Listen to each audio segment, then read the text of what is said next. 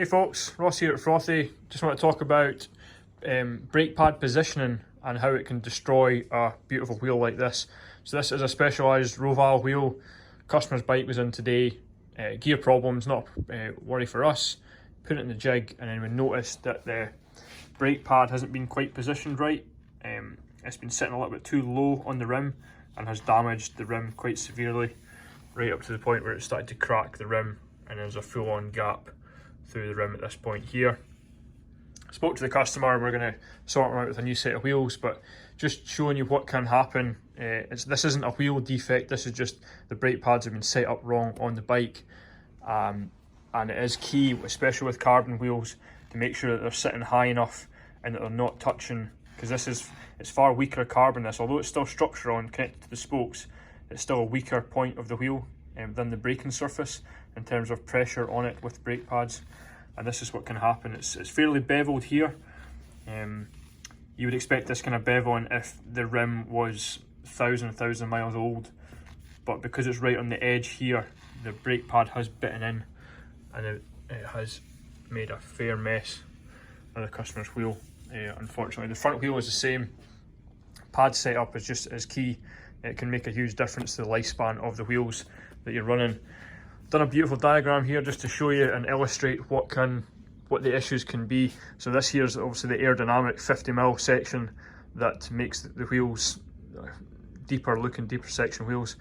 This is the way the pads were set up on the customer's wheels, so it's just been touching the aerodynamic side to the wheel setup. So it's far thinner, this carbon here. It's not just single layer, it's multiple layers of carbon, but just to illustrate, it's thinner on this section here than it is on this section here. This is designed for getting forced either side there with brake pads, and this is what happens when the pad's been set a little bit too low. It's just bitten in, and that's where the crack has started for the customer, just where these two sections here join. I'm not a carbon expert, but I'm going to guess that in the factory this section here is mounted to this rim at a separate stage. It's not all built in one piece.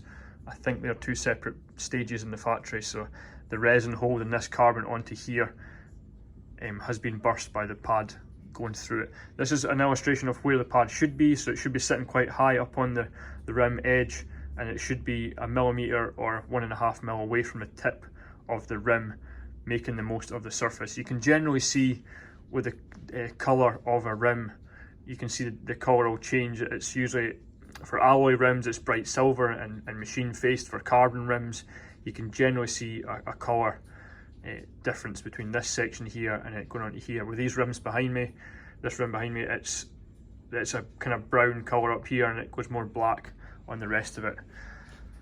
Hope that makes sense. Just a slight illustration and show you what can happen.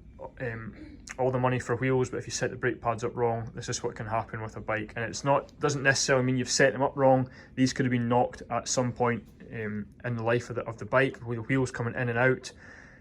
Maybe not taking the brake pads far enough back, and it's just pulled the brakes down a little bit as he's used it. That's what's destroyed a very expensive set of wheels.